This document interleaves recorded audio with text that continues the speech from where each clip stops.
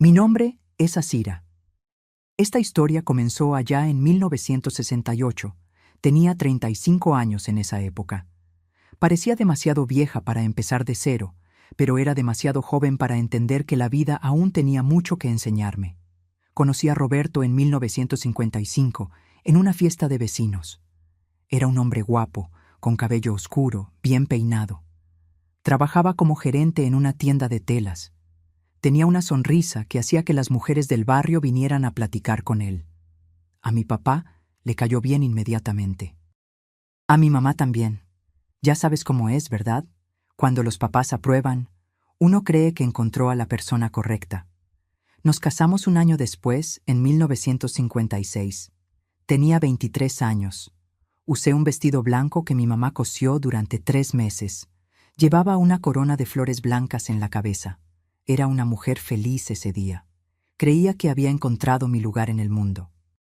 Creía que el matrimonio era para siempre, que Roberto me iba a amar hasta el final de la vida, que envejeceríamos juntos, tomados de la mano. Los primeros 10 años de matrimonio, la vida fue normal. Tuvimos 3 hijos. Paulo nació en 1957, Marina en 1959 y Julio en 1962.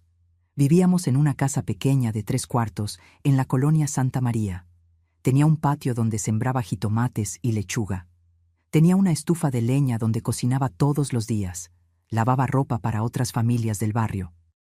Ganaba un poquito de dinero extra para ayudar con los gastos.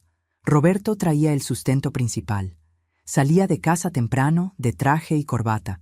Regresaba al final de la tarde, cansado del trabajo. Éramos una familia normal. Nada extraordinario, pero era honesto, era de verdad. Solo que todo comenzó a cambiar en 1968. Nunca voy a olvidar ese año. Roberto comenzó a ponerse diferente, más distante.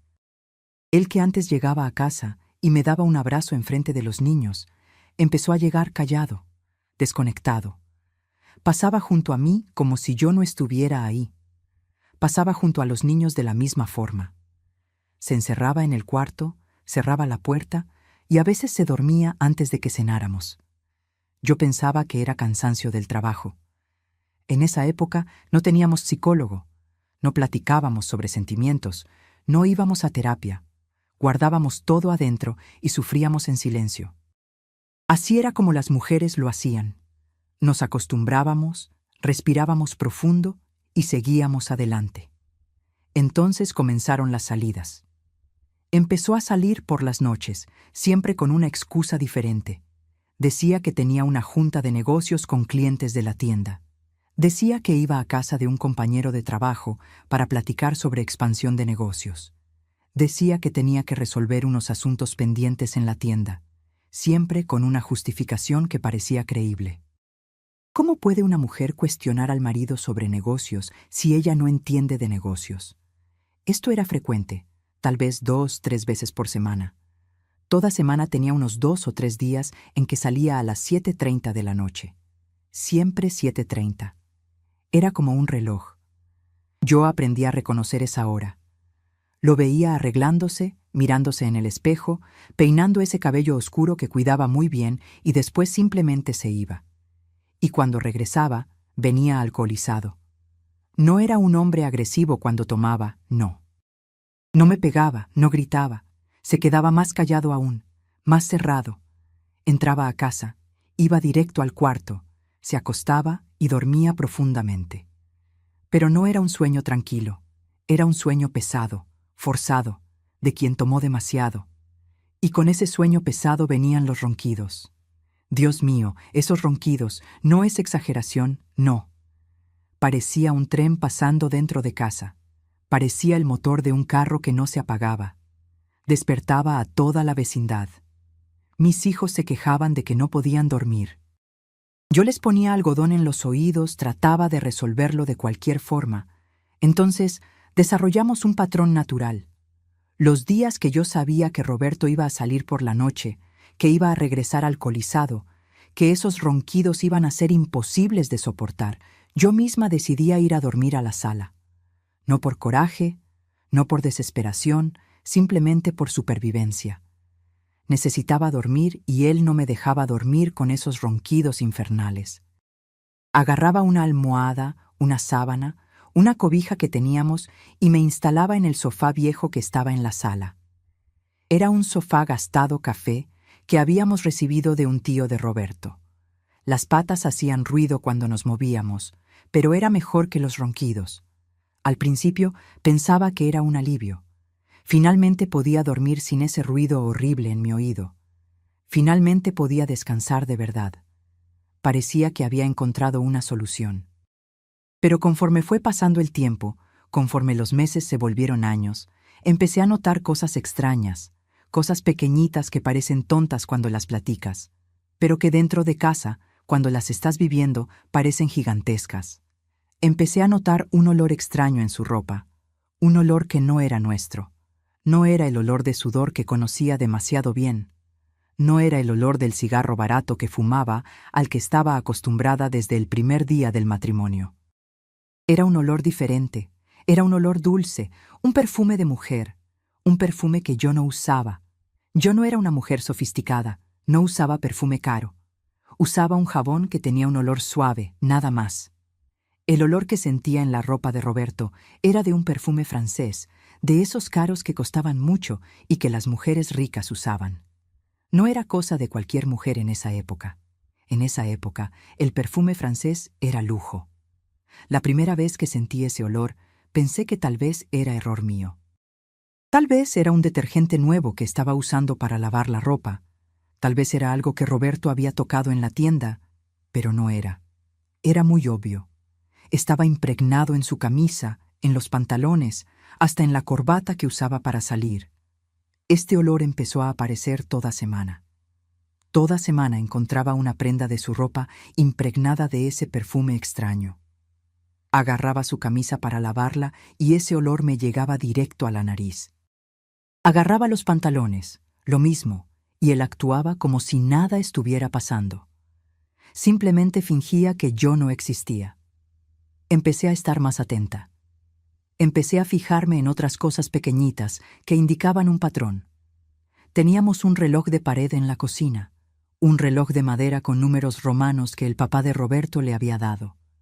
Empecé a notar que Roberto salía siempre a la misma hora, 7:30 de la noche, siempre 7:30 en punto. Era como si tuviera un horario acordado con alguien y regresaba siempre alrededor de las 2 de la madrugada, 2 en punto. Yo podía escuchar cuando llegaba, porque estaba en la sala durmiendo ligero, ese sueño que no es sueño de verdad, era más bien una siesta. Nos ponemos sensibles a cualquier ruido cuando estamos preocupadas por algo. Cuando el corazón está acelerado, no podemos dormir profundamente.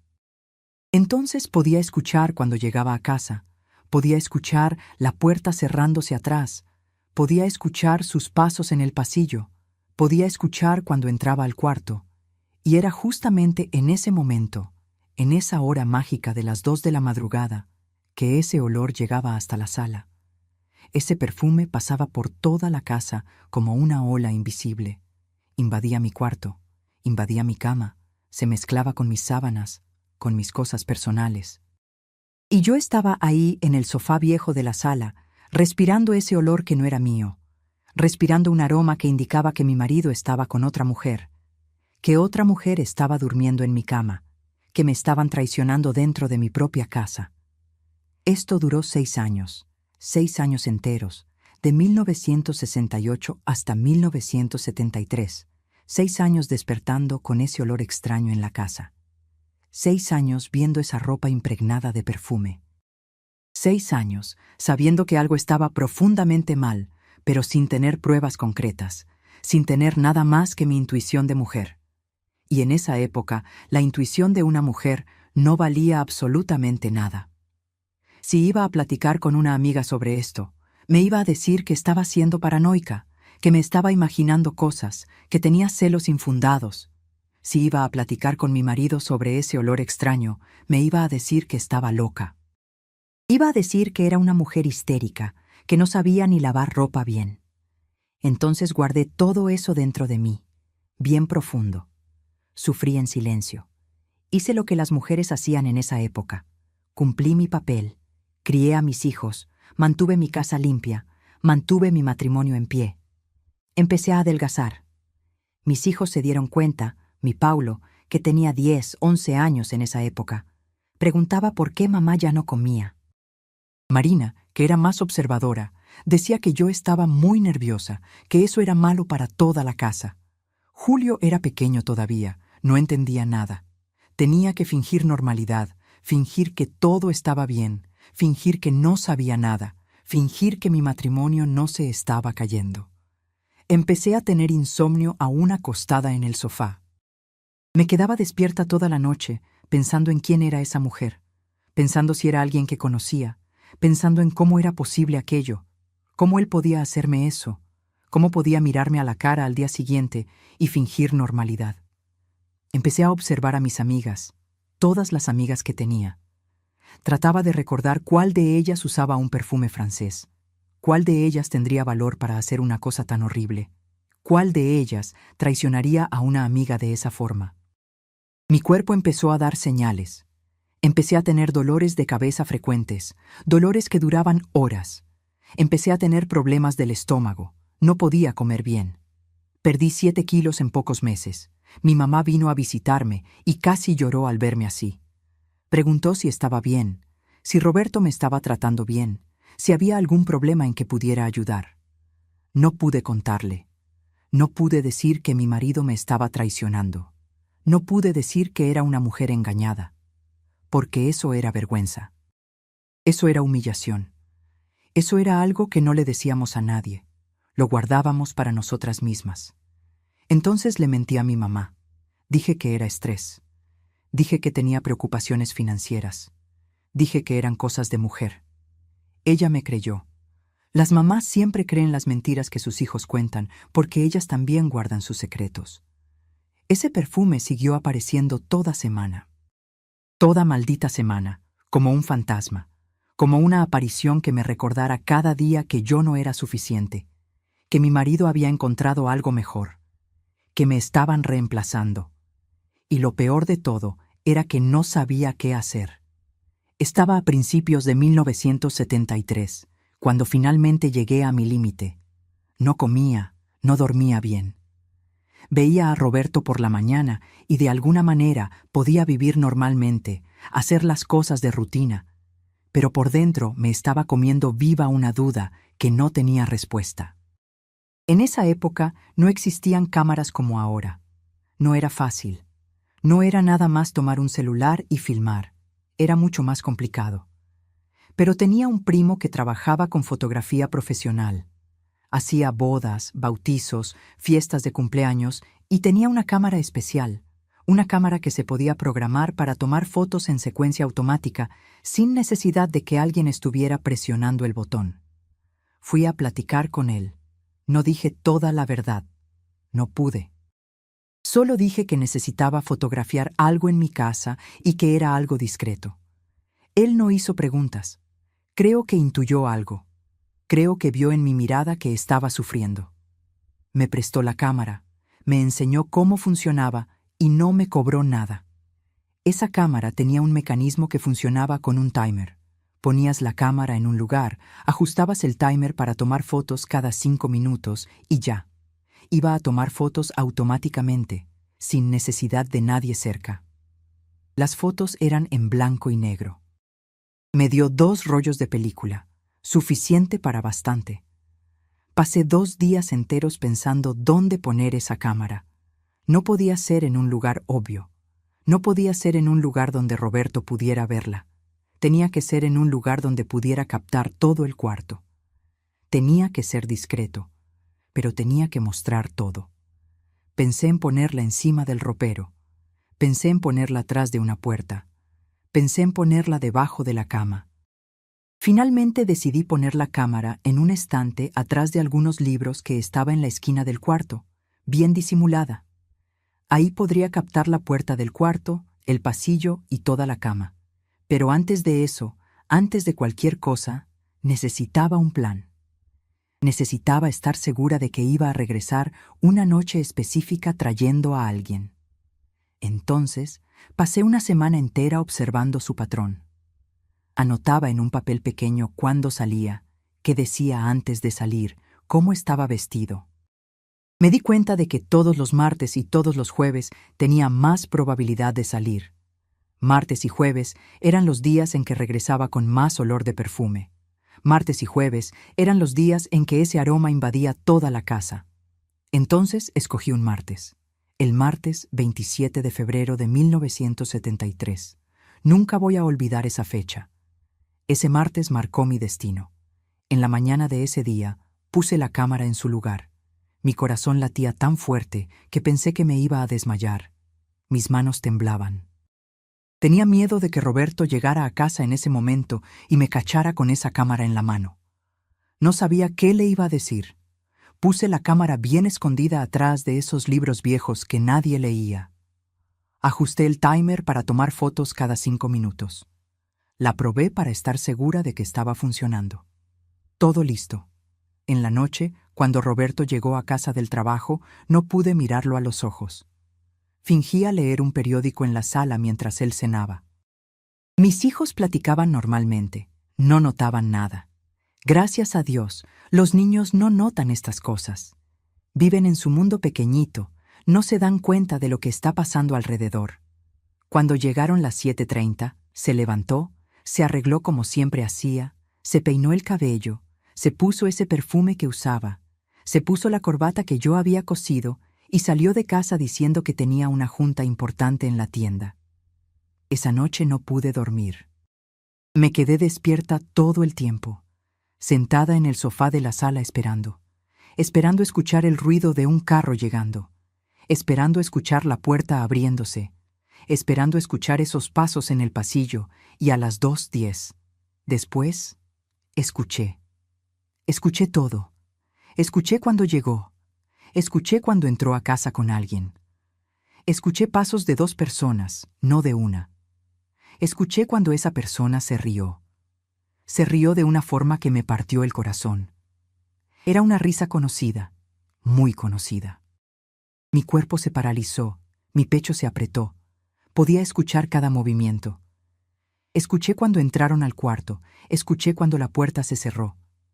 Escuché cuando mi cama empezó a hacer ruido y en ese momento, en ese exacto momento, la cámara estaba tomando fotos. Automáticamente, cada 5 minutos, capturando todo. No dormí esa noche. Me quedé en el sofá escuchando todo. Déjenme que entiendan una cosa. Existen sonidos que una mujer nunca logra sacar de la memoria. Existen sonidos que se graban para siempre. Y yo escuché todos esa noche.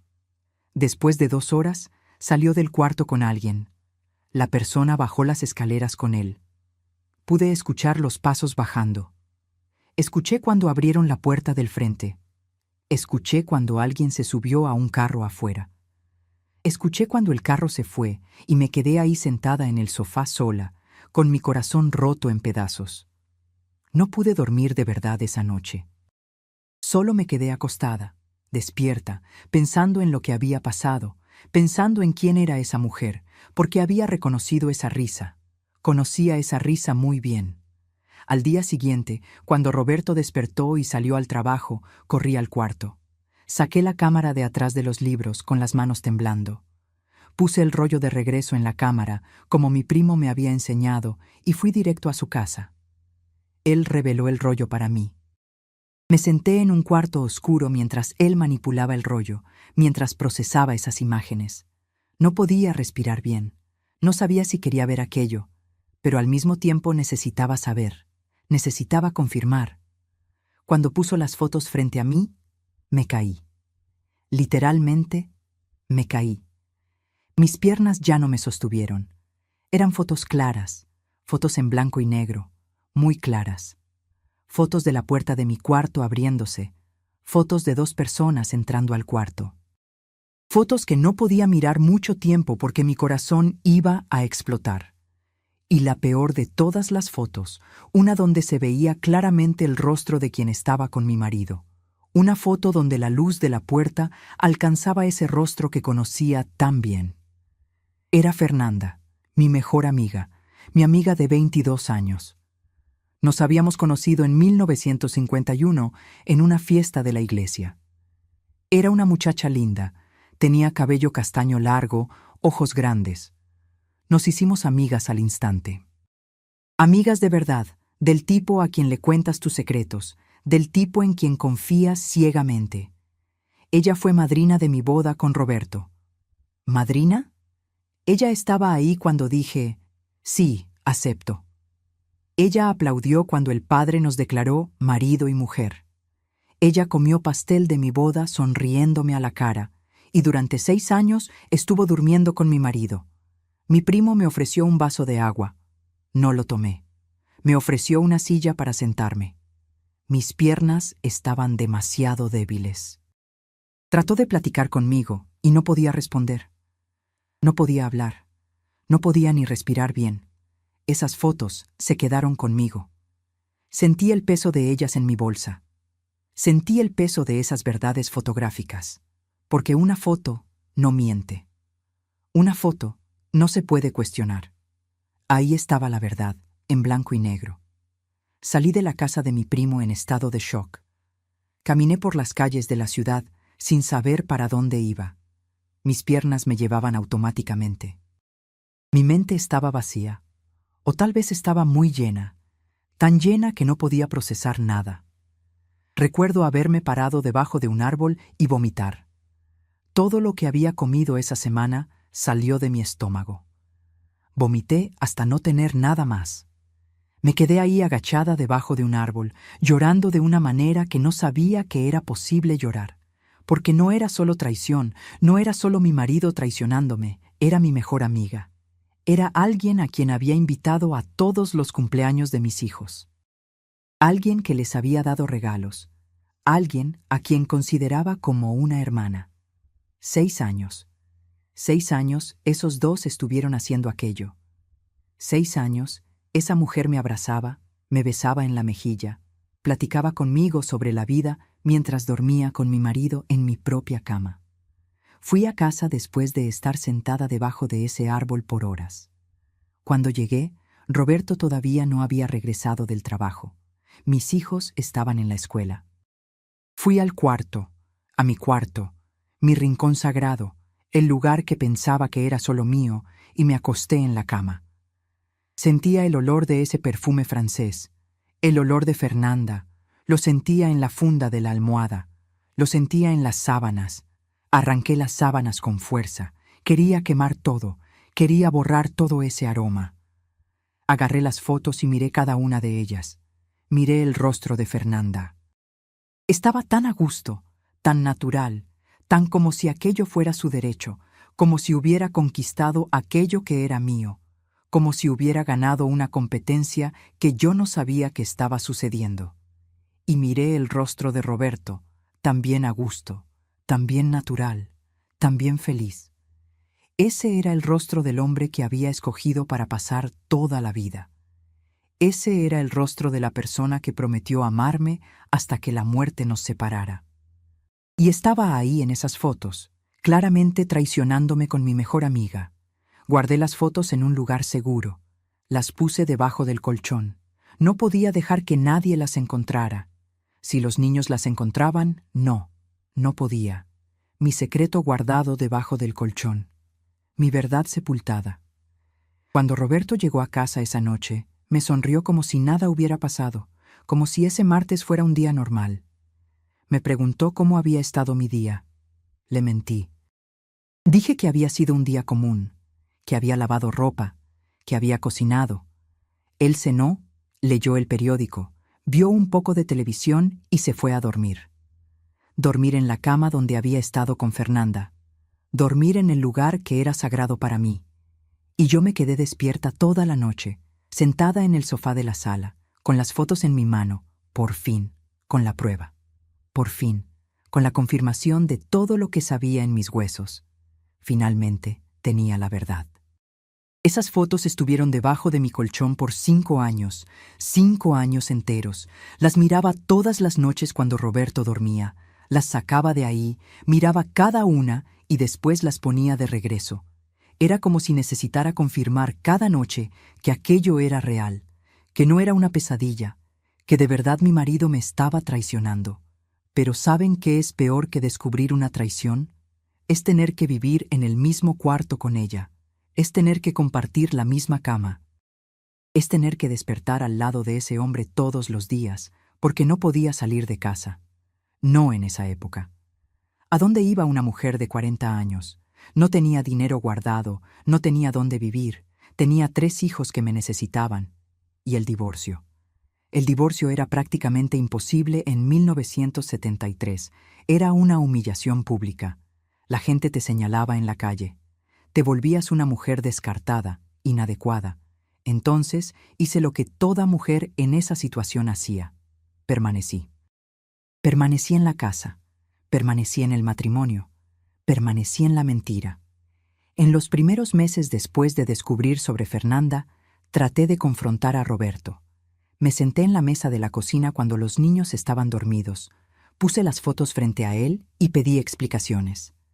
Él no negó, no trató de disculparse, no lloró pidiendo perdón. Simplemente miró esas fotos como si estuviera viendo cualquier otra cosa, con indiferencia, con frialdad. Y después me dijo que aquello no era asunto mío, que estaba siendo una mujer controladora, que él era un hombre y tenía derecho a hacer lo que quisiera. Después agarró las fotos, las rompió una por una frente a mí, sonriéndome mientras las rompía. Sonriendo. Esa imagen se queda conmigo hasta hoy. Su sonrisa mientras destruía las pruebas. No grité, no agarré nada para pegarle, simplemente sentí mi cuerpo helarse. Sentí como si una parte de mí estuviera muriendo, porque en ese momento entendí. Él no tenía vergüenza, no le importaban mis sentimientos, no me amaba. Tal vez nunca me había amado. Después de aquello, la vida se volvió aún más un infierno, porque ahora él sabía que yo sabía. Sabía que había visto las fotos, sabía que tenía confirmación de todo aquello y aún así siguió saliendo. Todos los martes y todos los jueves se levantaba, se arreglaba y salía. Y yo sabía exactamente a dónde iba, sabía exactamente con quién estaba, pero no podía hacer nada, absolutamente nada. Empecé a ver a Fernanda en la calle, era inevitable. La ciudad era pequeña. Iba al mercado y me la topaba en la fila.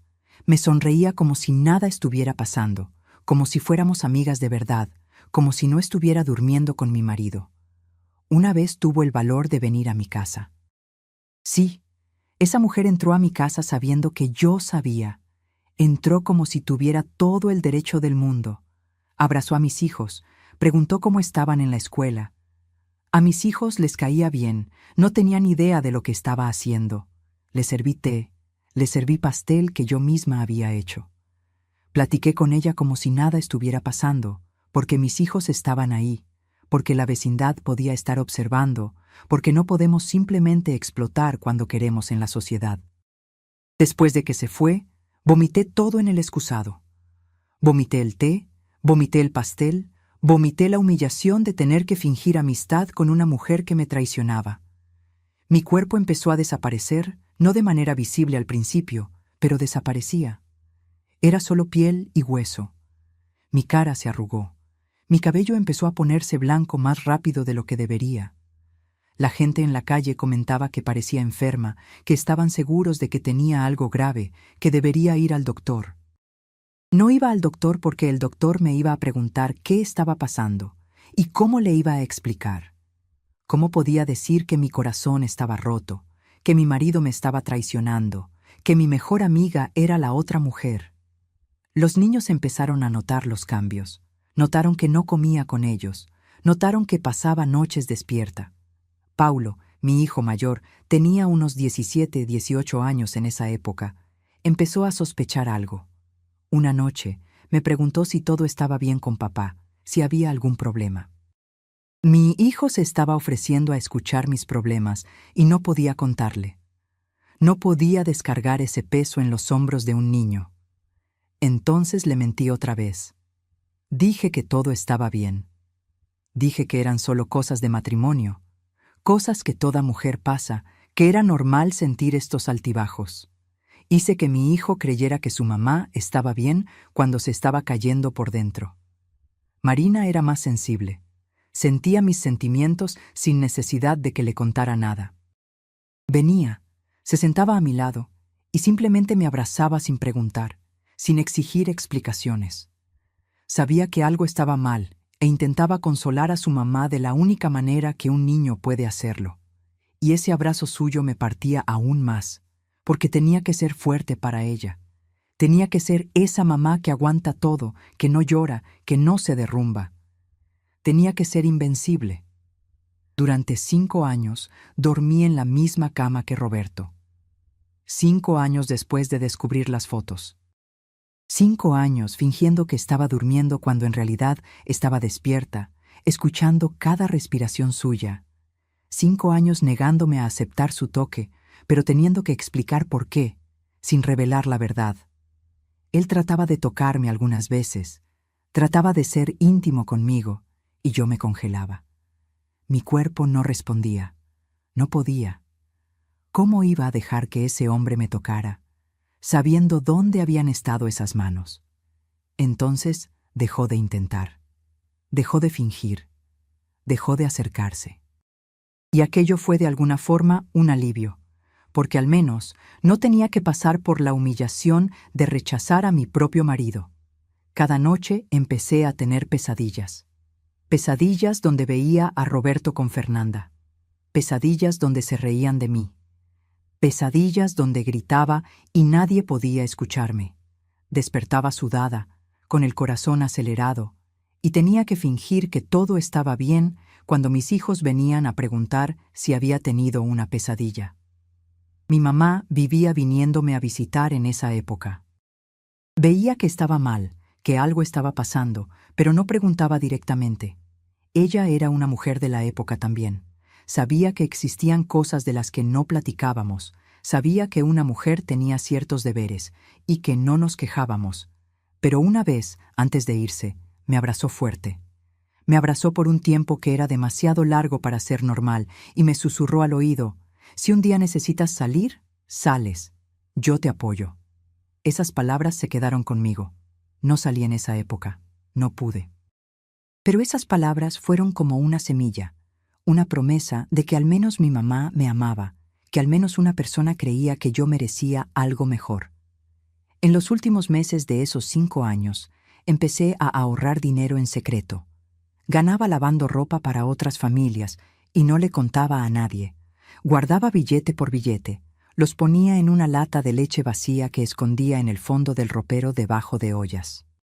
No sabía exactamente qué iba a hacer con ese dinero, pero tenía que tener un plan B, tenía que tener una salida, porque finalmente había aceptado una verdad que tardó 5 años en entrar en mi cabeza. Ya no podía vivir así. Veía a mis hijos crecer en ese ambiente de mentira. Vi a mi Paulo volverse más distante. Vi a mi Marina teniendo que ser mi mamá cuando todavía era niña. Vi a mi Julio crecer en un matrimonio que era solo una cáscara vacía. Y pensé, ¿esto es lo que quiero para ellos? ¿Quiero que crean que el matrimonio es esto? ¿Que el hombre traiciona toda la noche y la mujer se queda en casa fingiendo que no sabe? ¿Que el amor es esto? En esa época tenía 45 años. No era demasiado vieja para empezar de nuevo, pero tampoco era joven. La vida estaba pasando. Cada día que permanecía ahí era un día que no estaba viviendo. Era un día que solo estaba existiendo. Y después de 5 años durmiendo en la misma cama con esa mentira. Después de 5 años viendo a Fernanda en la calle y teniendo que fingir normalidad. Después de 5 años destruyéndome por dentro mientras mantenía una fachada perfecta por fuera, finalmente llegué a mi límite. No fue un momento dramático, no fue con gritos o escenas. Fue solo una noche, un martes común en 1978, cuando Roberto salió al trabajo y me di cuenta de que no iba a esperarlo regresar. Era un martes común, 1978, tenía 45 años. Mis hijos estaban crecidos lo suficiente para entender ciertas cosas, pero todavía demasiado pequeños para no necesitarme. Esa mañana fue como todas las otras. Desperté al lado de Roberto. Él todavía dormía. Miré su rostro y no sentí nada. Ningún amor, ningún coraje, nada. Era como mirar a un extraño que dormía en tu cama. Hice el desayuno, lo puse en la mesa, llamé a los niños para comer. Paulo tenía 21 años y ya trabajaba en la fábrica textil. Marina tenía 19 y ayudaba en casa mientras buscaba trabajo. Julio tenía 16 y todavía estaba en la escuela. Mientras comían, yo observaba. Observaba cómo mi Paulo tenía esa línea de preocupación en la frente, cómo mi Marina era demasiado gentil, cómo mi Julio tenía vergüenza de traer amigos a casa. Todo eso por culpa de ese ambiente. Todo eso porque había escogido quedarme.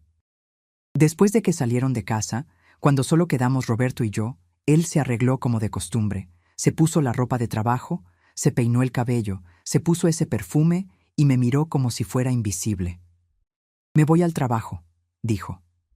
Pero yo sabía que era mentira. En ese momento, algo cambió dentro de mí. No fue coraje, no fue una explosión, fue una sensación de ligereza. Fue como si toda esa mentira, todo ese peso finalmente se hubiera vuelto tan pesado que ya no podía cargarlo. Sentí una quietud, una claridad, como si alguien me estuviera susurrando al oído. «Ya no necesitas esto». Después de que se fue, hice algo que no había hecho en 5 años. Agarré esa lata de leche donde había guardado mi dinero. Conté cada billete. Eran 432 pesos. Era una cantidad pequeña, pero era mía. La había ganado con mis propias manos.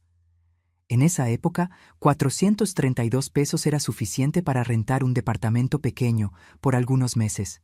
No era mucho, pero era algo. Empecé a arreglar una maleta discretamente. Puse algunas de mis ropas, documentos, algunas fotos de los niños. Escondí la maleta debajo de la cama. Mi corazón latía tan fuerte que tenía miedo de que alguien pudiera escuchar de lejos. Después, pasé el resto del día como si nada hubiera pasado. Cociné el almuerzo, limpié la casa, platiqué con mi Marina cuando llegó del mercado. Ayudé a mi Julio con la tarea. Hice todo normalmente porque nadie podía saber todavía. Esa noche, cuando todos estaban dormidos, me senté en el sofá de la sala con un papel y una pluma y escribí una carta para Roberto. No era una carta larga, no tenía emoción exagerada. Simplemente expliqué que había descubierto sobre Fernanda hacía 5 años, que veía esa situación todos los días y ya no podía vivir así, que mis hijos merecían una mamá que se respetara a sí misma, que yo merecía una vida donde alguien realmente me amara. Escribí que iba a salir de la casa al día siguiente, que él se podía quedar con todo, la casa, los muebles, todo. Solo quería mi libertad. Escribí que iba a mantener contacto con los niños y que ellos necesitaban un papá, así que él no tenía derecho a no estar presente. Y al final escribí algo que me sorprendió. Te puedes quedar con Fernanda. Al menos uno de nosotros podrá ser honesto sobre lo que quiere. Cuando terminé de escribir, puse la carta encima de la mesa de la cocina, bien visible, y subí al cuarto donde Roberto dormía. Miré a ese hombre con quien compartí 18 años de vida. 18 años. Y sentí una tristeza que no era coraje, era lástima. Lástima de una persona que lo tenía todo y no logró valorar nada. Agarré la maleta que había escondido debajo de la cama y bajé las escaleras despacio, tratando de no hacer ruido. Mi Julio estaba despierto en la sala, leyendo un libro. Cuando me vio con la maleta, simplemente supo. ¿Los niños sienten estas cosas? Me preguntó para dónde iba. Sentí el piso desaparecer debajo de mis pies, pero tenía que ser honesta con él. Era prácticamente un adulto. Merecía la verdad. Me senté a su lado y le expliqué. Le dije que papá y yo ya no podíamos vivir juntos, que aquello no era culpa suya, que iba a estar bien, que mis hijos siempre serían lo más importante de mi vida, que no todo en la vida se puede arreglar y a veces necesitamos solo dejar ir. Mi hijo lloró. Lloró ese llanto de alguien que entiende todo, pero aún así duele, y me pidió que no me fuera. Dijo que las cosas podían mejorar. Ese momento fue lo más duro de toda la jornada, porque en ese instante estaba traicionando a mis hijos, estaba escogiéndome a mí misma por encima de ellos. Pero tenía que hacerlo, porque si no salía esa noche, nunca iba a salir. Abracé a mi hijo bien fuerte, besé su cabeza y le susurré que lo amaba más que cualquier cosa en el mundo, que mi salida era exactamente porque lo amaba, porque quería que creciera viendo a una mamá que se respetaba, que se valoraba. Dejé 500 pesos en un sobre encima de la mesa al lado de la carta. Era más dinero del que había ahorrado, pero agarré prestado de algunos centavos que había ganado y guardado en otro lugar. Quería dejar algo para mis hijos para ayudar con los gastos. Cuando salí de la casa esa madrugada de 1978, tenía 45 años, una maleta pequeña y 300 pesos en el bolsillo, todo lo que tenía en el mundo. Caminé por las calles de la ciudad sin saber exactamente para dónde ir. Era de madrugada, la ciudad estaba oscura, había poca gente en la calle. Era una mujer sola cargando una maleta, y probablemente parecía una loca. Encontré una pensión cerca de la estación de camiones. La dueña de la pensión era una mujer de unos 60 años, viuda, vivía sola, rentando cuartos para personas que llegaban a la ciudad. Me miró y vio todo. Vio la maleta, vio la cara hinchada de llorar, vio a una mujer que acababa de tomar la decisión más importante de su vida. No hizo preguntas. Solo me ofreció un cuarto pequeño con una cama de fierro y una ventana pequeñita. Me cobró un precio justo, menos justo del que debería haber cobrado. Dormí esa noche abrazando la maleta como si fuera un bebé. Dormí y tuve el primer sueño tranquilo que tuve en 5 años. Al día siguiente, cuando Roberto despertó y vio la maleta vacía, la carta y el sobre con dinero, finalmente entendió que era de verdad, que me había ido. Trató de encontrarme. Fue detrás de mí, buscó en casa de amigas, buscó con mi mamá, pero yo había dejado dicho a mi Julio que no revelara a nadie dónde estaba. Ese muchacho de 16 años se volvió mi protector, guardó mi secreto como si fuera suyo y después me ayudaba a pasarme información sobre lo que estaba pasando en casa. A través de él, supe que Roberto había entrado en desesperación, que había llamado a un padre para ayudar, que le había hablado a mi mamá, suplicándole que me trajera de vuelta, pero no regresé. Esos primeros días en la pensión fueron los peores y los mejores al mismo tiempo. Peores porque sentía la falta de mis hijos, como si una parte de mi cuerpo hubiera sido arrancada. Despertaba a medianoche gritando sus nombres. Tenía pesadillas donde me necesitaban y no podía llegar. Pero fueron también los mejores días, porque por primera vez en 5 años no estaba viviendo una mentira. Por primera vez en 5 años despertaba y no tenía que fingir nada. Podía simplemente ser. Conseguí trabajo como costurera en una fábrica de ropa. Ganaba un salario pequeño, pero era honesto. Salía temprano, regresaba al final de la tarde y nadie me preguntaba sobre mi vida anterior. Renté un departamento pequeño después de algunas semanas. Tenía un cuarto, una sala, una cocina pequeñita, un baño apretado, pero era mío. Nadie me traicionaba ahí adentro, nadie me mentía. Era un espacio solo mío. Mi Marina fue la primera en venir a visitarme. Tenía 19 años. Llegó con los ojos rojos de tanto llorar, pero también con una valentía que no les enseñamos a las hijas. Abrazó a su mamá y dijo que entendía que había hecho lo correcto. Mi Paulo tardó más en procesar. Tenía coraje conmigo, coraje de que hubiera abandonado mi matrimonio, coraje de que hubiera dejado a mi papá solo. Era un muchacho machista, criado en esa época, donde el hombre era hombre y la mujer debía aguantar todo. Pero con el tiempo, con las pláticas, con la comprensión de que su papá realmente había sido infiel durante años, él también entendió. Y una semana antes de cumplir 22 años, me abrazó y pidió perdón por haber juzgado a su mamá. Mi Julio me visitaba siempre, traía noticias, me contaba cómo estaban las cosas, me contaba que Roberto finalmente había entendido que era de verdad y que Fernanda se había ido a vivir con él. En esa época, esa noticia me habría partido, me habría hecho cuestionar todo, me habría llevado de regreso a ese abismo de duda y sufrimiento. Pero en ese momento, en mi departamento pequeño, con mi trabajo honesto, con mis hijos finalmente viéndome como una mujer completa y no como una víctima, esa noticia simplemente pasó por mí, porque había dejado de ser su esposa hacía meses. Había dejado de ser la mujer a quien él traicionaba. Ahora era solo Asira, solo la mujer que se escogió, y aquello era suficiente. Los primeros años después de que salí de casa fueron los años más duros y más bonitos de mi vida. Duros porque sentía como si estuviera caminando en la oscuridad, sin saber cuándo regresaría la luz.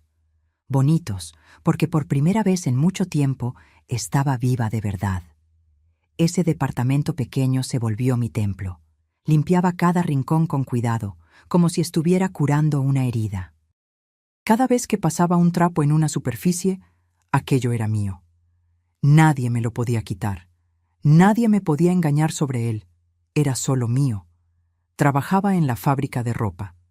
Despertaba a las 5 de la mañana, tomaba un café negro que yo misma hacía y salía al trabajo. Mi salario era pequeño. Ganaba lo suficiente para pagar renta, comida y poco más. Pero era honesto. Estaba ganado con mis manos, con mi trabajo, sin depender de nadie. Mis compañeras de trabajo no sabían mi historia. Para ellas, yo era solo doña Asira, la mujer mayor que trabajaba calladita en su rincón, que no platicaba mucho, que entregaba su trabajo bien hecho.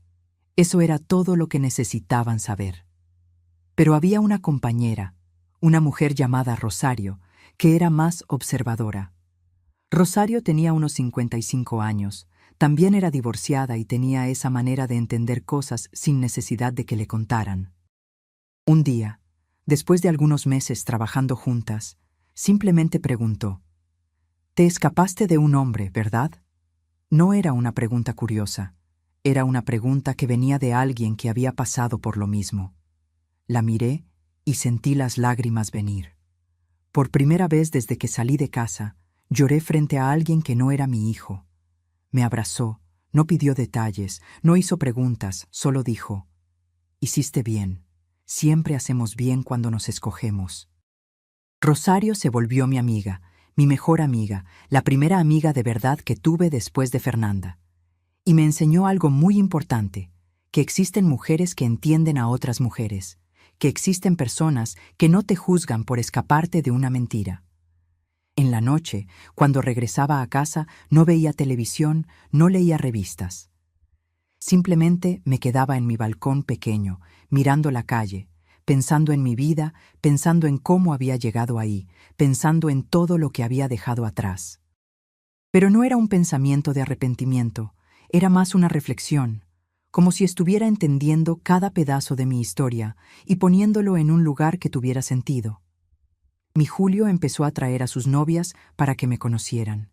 Con 17 años ya tenía amigas muchachas que conocían la historia de su mamá y me miraban con una admiración que no merecía, como si fuera un tipo de heroína, como si dejar un matrimonio fuera un acto de valentía extraordinario. Pero era eso, era extraordinario, porque en 1978 una mujer no salía de casa, una mujer no dejaba a su marido, una mujer aguantaba y yo había hecho exactamente lo opuesto. Mi Marina consiguió trabajo como secretaria en una empresa de seguros. Ganaba un salario decente. Empezó a venir a casa, traer comida que no tenía que cocinar y ayudar con la renta. Quería que su mamá descansara, pero yo no descansaba, porque descansar significaba dejar de ser útil. Y había pasado tanto tiempo tratando de ser útil, ser buena, ser una buena esposa, una buena mamá, una buena amiga, que no sabía cómo ser solo una mujer que descansaba.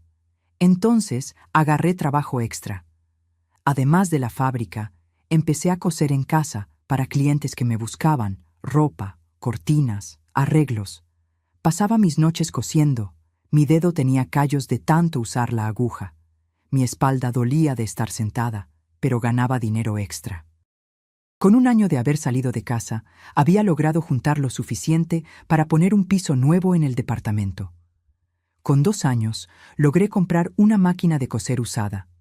Con 3 años, tenía muebles que yo misma había escogido. Cada cosa que compraba era un logro. No era porque las necesitara, era porque podía, era porque eran mías. Era porque nadie me iba a decir que era demasiado caro o que era un desperdicio. Roberto trató de ponerse en contacto conmigo un año después de que salí.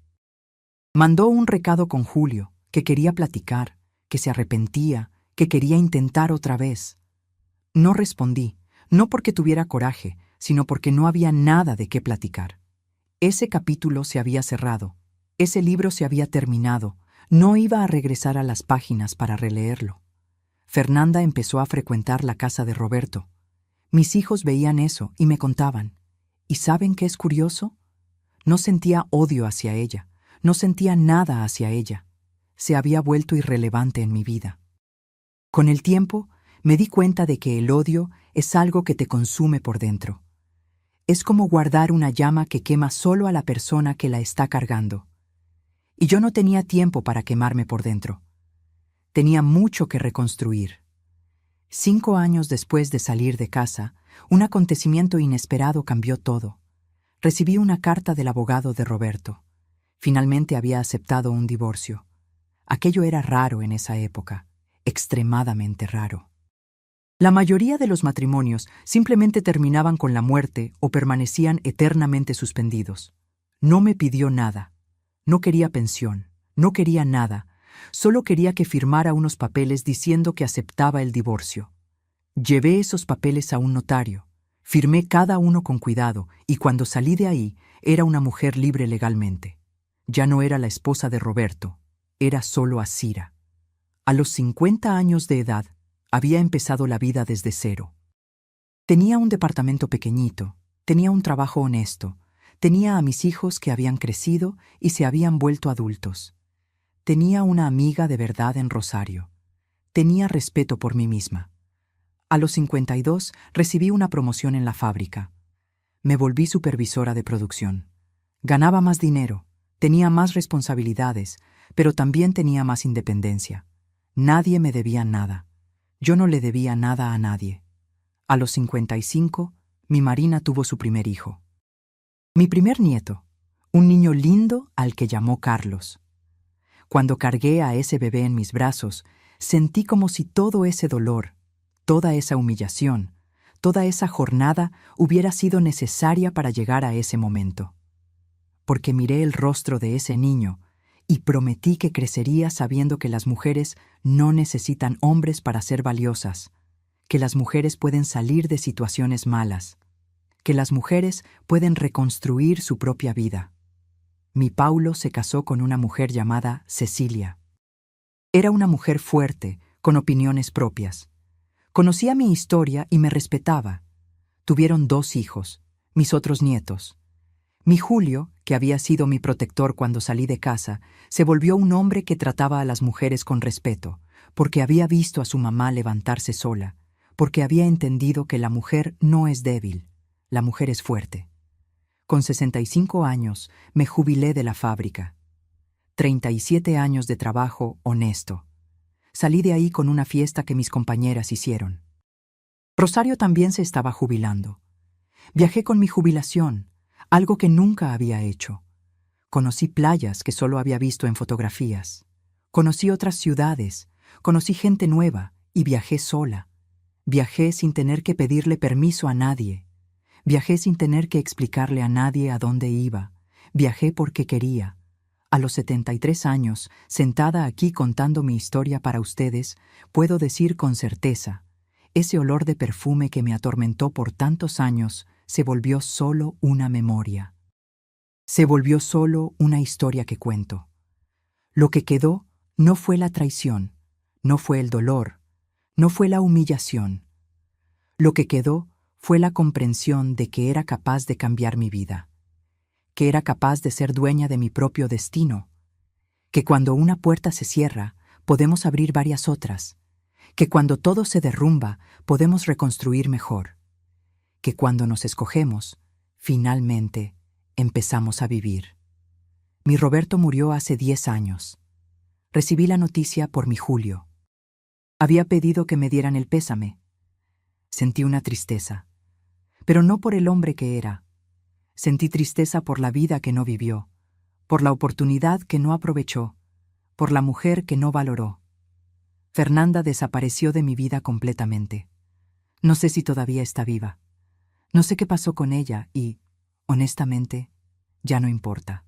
Lo que importa es que estoy aquí. Tengo 7 nietos. Tengo 3 hijos que me aman. Tengo toda una vida de historias que contar. Tengo independencia, tengo dignidad, tengo la historia de una mujer que no se rindió. Cuando la gente me pregunta cómo logré salir de un matrimonio en esa época, cuando era tan difícil, cuando la sociedad juzgaba tanto, digo lo mismo que mi mamá me susurró al oído cuando era más joven. Si necesitas salir, sales. Porque no se trata de valentía extraordinaria, no se trata de ser una heroína, se trata de valorarse lo suficiente para no aceptar migajas. Se trata de entender que mereces a alguien que te ame de verdad. Se trata de saber que la soledad de estar sola es infinitamente mejor que la soledad de estar al lado de alguien que no le importas. Ese perfume francés que venía de la nada se volvió mi maestro. Me enseñó que la intuición de mujer es real. Me enseñó que conocemos la verdad mucho antes de tener pruebas. Me enseñó a confiar en mí misma. Y hoy, a los 73 años, con mi cabello blanco, mis arrugas, mi cuerpo que ya no es joven, miro hacia atrás y veo a una mujer que se levantó. Una mujer que escogió el dolor de empezar de nuevo en lugar del dolor de quedarse. Esta es mi historia. Una historia de traición, de abandono, pero principalmente una historia de una mujer que descubrió que era mucho más fuerte que cualquier mentira. Y esa fuerza, esa valentía, ese amor propio, eso nadie me lo puede quitar. Gente, antes de que se vayan, quiero pedirles de corazón, denle like a este video, porque esta historia merecía ser escuchada por muchas mujeres. Suscríbanse al canal Diario de la Abuela, porque van a venir muchas historias como esta. Historias de mujeres que se levantaron, historias que necesitan ser contadas, y déjenme en los comentarios de dónde están viendo, cuál es su estado, cuál es su ciudad. Quiero saber quién está conmigo en esta jornada. Quiero platicar con ustedes ahí abajo en los comentarios. Gracias por haber escuchado mi historia. Que sirva como inspiración para toda mujer que está viviendo en una mentira y necesita valentía para salir. Ustedes son fuertes. Ustedes pueden. Yo soy prueba viva de eso. Saludos de una abuela que aprendió a amarse.